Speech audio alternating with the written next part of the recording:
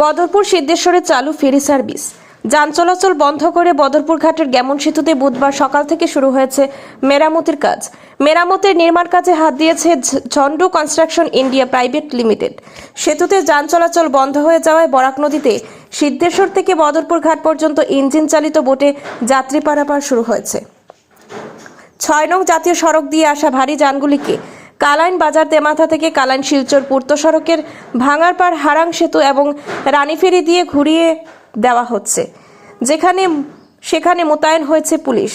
গাড়িগুলি শিলচর কালাইন রোড হয়ে এসে তারাপুর শিববাড়ি রোডের বরাক নদীর পাশের অভিশপ্ত সিঙ্কিং জোনের উপর দিয়ে পেরিয়ে তারাপুর করিমগঞ্জ রোড ছুঁয়ে অন্য রাজ্যের উদ্দেশ্যে বেরিয়ে যাচ্ছে।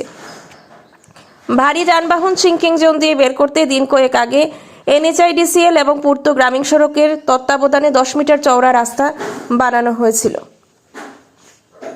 এখন সেই রাস্তার উপর দিয়ে গাড়ি যাচ্ছে। ট্রাফিক নিয়ন্ত্রণে মঙ্গলবার থেকেই পুলিশ মোতায়েন করা হয়েছে।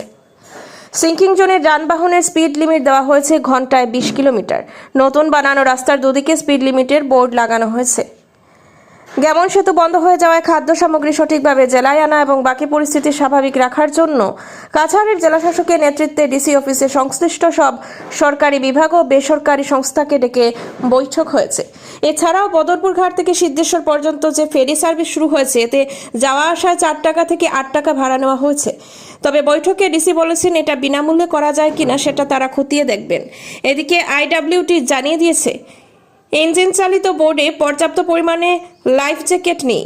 বৈঠকে ডিসি NSIDCL-কে কিছু জ্যাকেটের ব্যবস্থা করতে নির্দেশ দিয়েছেন। নিউজ ডেস্ক রিপোর্ট, শিলচর সংবাদ।